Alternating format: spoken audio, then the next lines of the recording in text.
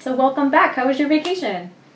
It was good. It was good. Went to Zion National Park, bicycled around the mountains, camped a little bit, but I am excited to be back. So you are moving in the direction of creating kind of like a cloud development environment for CodeSpells right now. What really propelled you to make that decision? Well, I guess in any project there comes a point where it's time to take it off of just my computer and unlock the ability for others to develop on it.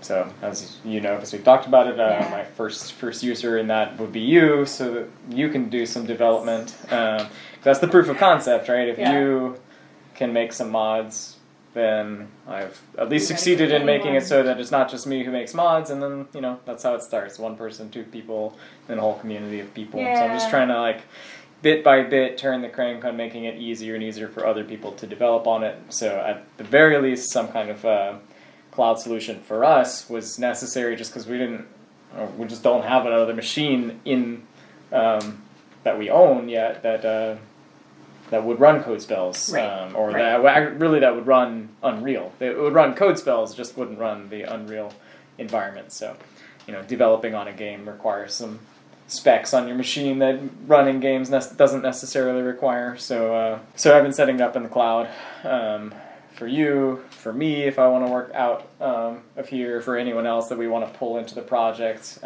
Crossing our fingers if the project is super successful and we won't want to put other part-time or full-time people on it one day.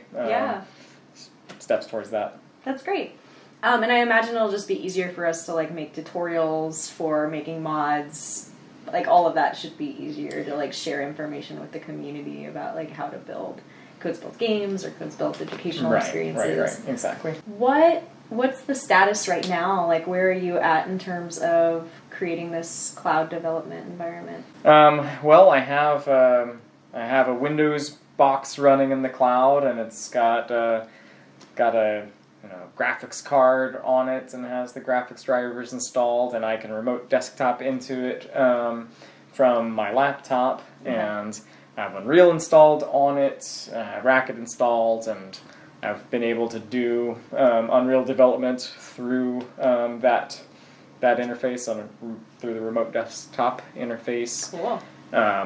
And right now it's compiling my first CodeSpells mod, so I'm just testing out the mod creation pipeline. Perfect. And if that works, then I'll check. Then I want to make sure that it can develop on sort of the core, the worlds that we're developing, those moddable worlds. Cool. And is it an Amazon server that you're using right now? Yeah, it's running on EC2. What timeline are you kind of envisioning for this part of the project? How long until, let's say, the rest of the community can be developing in the cloud, you think? Yeah, I mean, it's not like a 0 or 1, ready or it isn't. It's always, with any kind of software, as you know, it's how ready is it or how easy is it?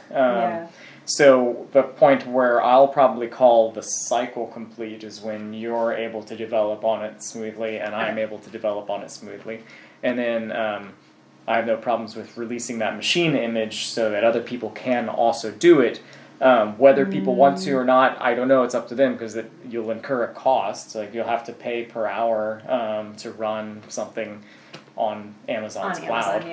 You're not paying us. But Amazon someone will have to do it. Bit. Yeah, so I kind of suspect that. I don't know. I don't know where the community is on this. And maybe many people in the community are gamers, and so maybe they have sweet computers that have a spare 100 gigs of space that Unreal requires.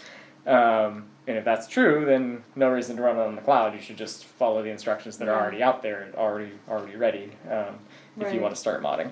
But if you can't and don't want to and are willing to pay some amount per hour to Amazon, then you can use these machine images to do it. So whether it's of use to the community, I'm not sure if it's of direct use. That depends on where people are at. But it's of indirect use to the community, because we get to add another developer. Exactly. And I'm really excited to be working on that kind of stuff again. That sounds great. Do you have a sense of how much per hour it is to run this server? That's where I'm not sure. Okay. So it does need to have a good graphics card to run Unreal or games in general. So the one I'm using right now is in the $1 an hour range, which is, okay. I mean, I know it doesn't sound bad. It's expensive for Amazon. It's expensive for Amazon, yeah. right? So like every day of development I do on that, it's like 8 hours, 9 hours of work. So it's like $9. Give Amazon $8 a day. Yeah. I don't know. It's like roughly the same as my like coffee budget, I guess. But you're trying to quit. I'm trying to quit. I'm trying to quit coffee so I have money to pay Jeff Bezos for the for the cloud. Yeah. Well, is there anything else you want to share about the cloud development project that you're working on right now, or? No, it's going well. So what I'm kind of hoping to have this week are sort of two interesting wins, I guess. One is that kind of DevOps win that lets you do development in the cloud, and then I want to create some I always want to create some kind of video content that showcases what we're doing, just so people can visually see CodeSpells developing. And so I have this notice that's the CodeSpells character, and he's in a Minecraft. Like Minecraft. Yeah, a Minecraft world. I love it. And that's not to say. Blocks and all. That's not to say that that CodeSpells is going to become a Minecraft mod. That's not what's happening here. Okay. I just wanted to show that you can make some very different worlds from the ones that we've seen so far. And ultimately, I want those worlds to be kind of stitched together in a way that you can switch to them from one to the other with spells and stuff. And different spells work in different worlds. All part of letting people envision their own CodeSpells authored work with its own unique world and its unique spells and stuff like that. So it's, again, part of the, this is a showcase not really about Minecraft, but more about the flexibility of the platform. Awesome. Well, thank you so much, Stephen. Yeah. Thanks. Hey patrons, thank you so much for supporting us. I just wanted to give you a quick update so far in the week. So as you can see, Steven's back. He's working on cloud development. It's going to be really, really useful so that I can be more helpful in terms of making mods, of making tutorials about how to make mods that we can share with the community. I think in general, it'll be helpful for more people to have access to Unreal, to the Racket environment, to everything on one pre-packaged kind of machine, so that it's just easier for anyone to start developing on CodeSpells. And I think that can only be a good thing for CodeSpells, so I'm excited about it. Some updates on my end. So I finished up that NSF report that we needed to do to get that last installment of the grant funding that's going to help compensate us for the next year while we work on CodeSpells. And so far, I think we should be fine there. If anything changes, I'll let you know. But I'm pretty optimistic that we'll end up being able to get that funding and to move forward as we had planned. And the mega grant with Unreal, or the Epic mega grant, that application's still in the works. Stephen and I have been talking about it, and rather than rushing an application and trying to get it out there as quickly as possible, we really want to write a really strong application once that hopefully gets funded and helps us continue to work past this 1 year timeline. Clearly, the donations of patrons will help a lot too, and we hope to grow our patron base.